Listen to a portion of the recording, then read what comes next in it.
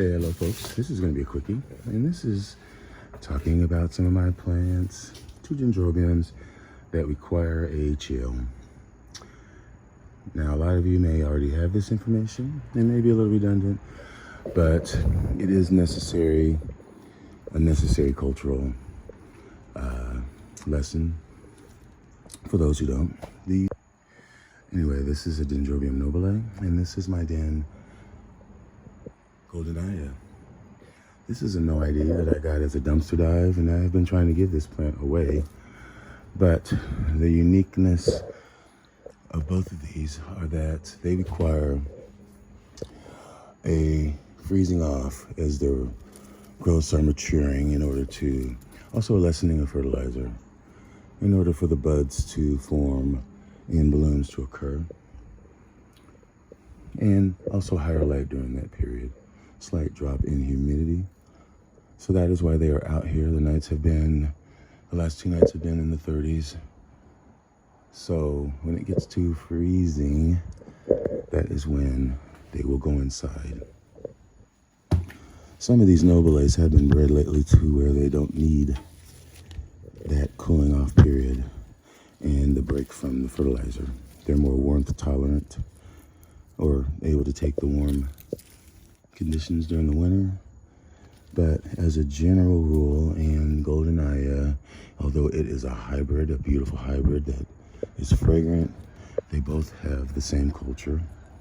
Whereas when their growths begin, or their buds, I would say, are beginning to form or open, that is when you gradually increase the water and fertilizer over the season until the growths begin to mature at the top, which means their leaves are terminal, meaning that they're not producing anymore. This is producing more.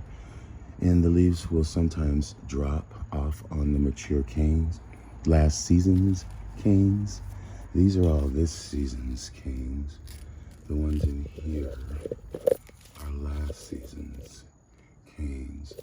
Now, the thing to be cautious of is if the plant produces nothing but kikis and no blooms, that means that you're not giving it that coolness and the break from, you're getting too much heat in the winter and you're giving them too much fertilizer. So, pay attention to that.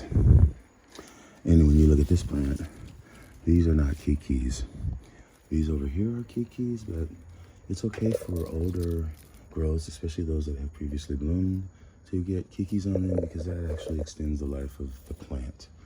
I'm not sure if nobiles will bloom off of previously bloomed. I don't think so, but this one hasn't bloomed for me anyway. Goldenaya, I believe, can bloom off of previously bloomed, but they generally do not. So, but there is a very nice fragrance on Goldenaya.